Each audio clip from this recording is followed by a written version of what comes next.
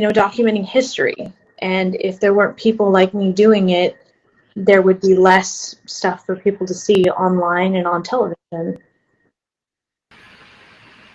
How do you, I mean, I imagine it must be hard not to get emotional out there. Yeah, it's not fun seeing people lose their homes and seeing animals running around and everything on fire. And it's we had a death recently on one of the fires down south where I live, and that's not something that we ever want to experience while we're on a fire. And we can just hope that we learn from the things that happen and try and make it better. Yeah, well, Brandy, as I mentioned, I have been following you, and your handle is Fire Photo Girl, and thank you for keeping me informed of what's going on. Ryan, were you? Oh, I thought Ryan just dropped, unfortunately. And let's see. I'm going to try to see if we can get him back on. But Brandy, let me just ask you this: because you have been covering these fires for the last 10 years, how does this year compare to years past? This year, the fuels in some of the areas that fires have burned have had no history before. We've had early winds that have kind of increased a lot of these, fire dangers that we're seeing. And then, like Ryan was talking, a lot of bug kill in the trees. So that just, gives the fire more fuel it needs to burn, hotter, quicker.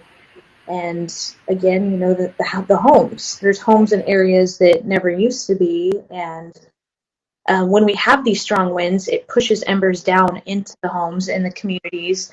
And a lot of people that might have wood roofs or eaves that are easily accessible by these embers. That's why we're losing so many homes.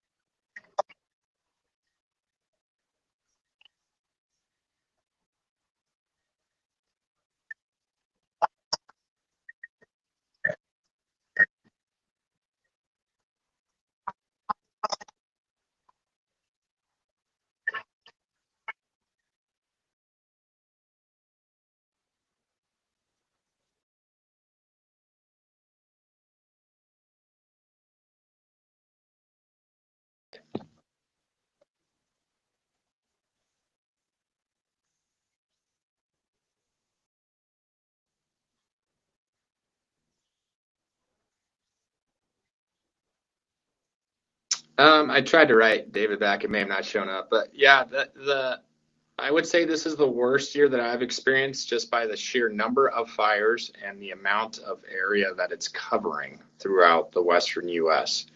I've unfortunately witnessed some that have maybe had more damage or loss of life, but as far as the sheer number of fire that's on the ground, this is the worst year I've ever seen.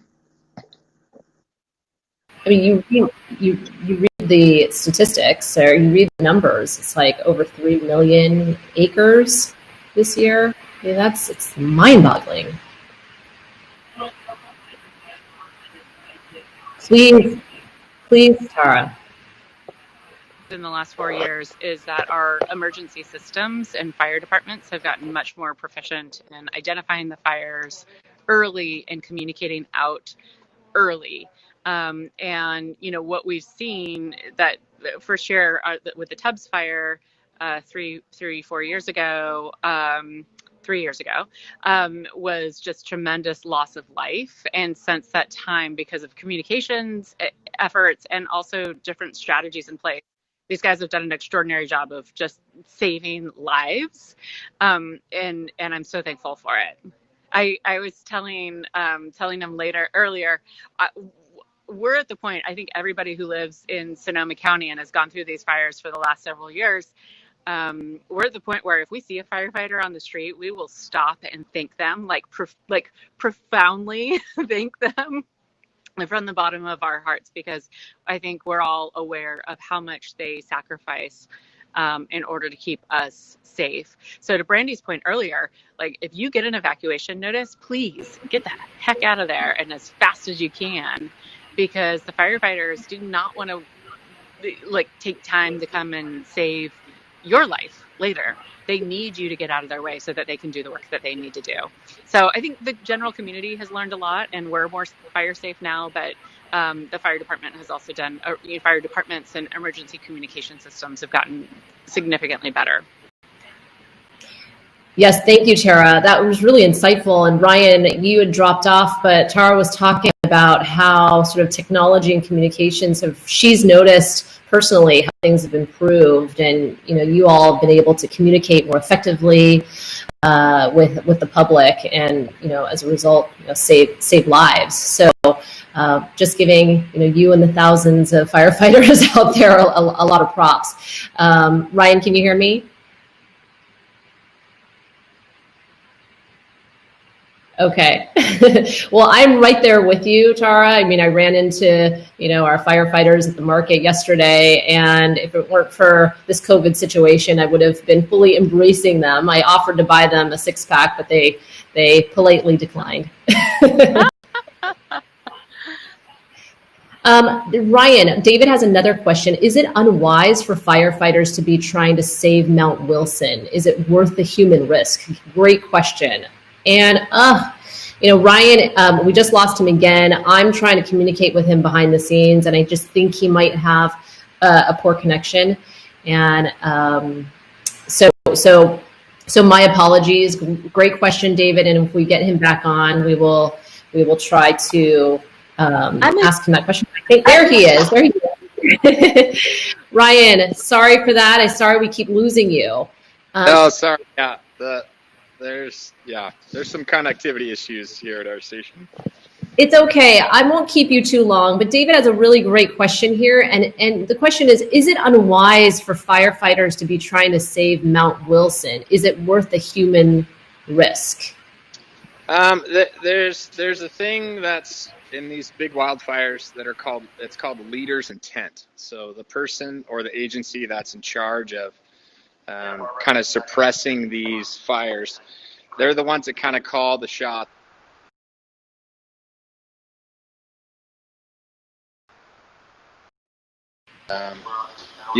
There's I would say there's a calculated risk to doing it, but by no means are we going to risk a firefighter's life for a piece of cellular equipment. I think would be the easiest way to say. Yeah. Well said. Well, you all, I think that we are about, we probably need to wrap it up because I know that, Ryan, you need to go out and fight some fires. And you all have just been so gracious of your time. Thank you. Let me just pull you all back into the broadcast right here. Tara. Well, hopefully she'll be popping back on. But thank you all. Ryan, thank you, and to the thousands of firefighters out there on the front lines, risking their lives for all of us and for this beautiful state of ours. Brandy, thank you for the work that you do and for keeping us informed. And again, thank you for providing this footage. It strikes you before when you watch these images. And you can follow Brandy on Fire Photo Girl. That's her social handle. She documents what's happening around California for CAL FIRE, as well as for other media outlets. And Tara, thank you so much. Best of, wishing you and your family all the best. And hopefully we won't have to. Well, I won't say that because it just seems like things continue to be this way, but let's have some hope that this will be an early fire season, into the fire season. Yeah, I'm grateful today in Napa and Sonoma County we have blue skies for the first time in a month. The fires, one started a month ago today, and this is the first time with truly blue skies and clean air, and we're really happy for it.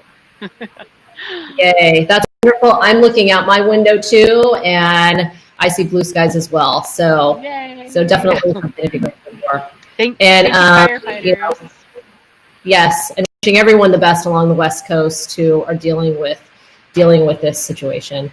Thanks, everyone. Thank you, guys. Thank you. Thanks. Bye-bye. Bye.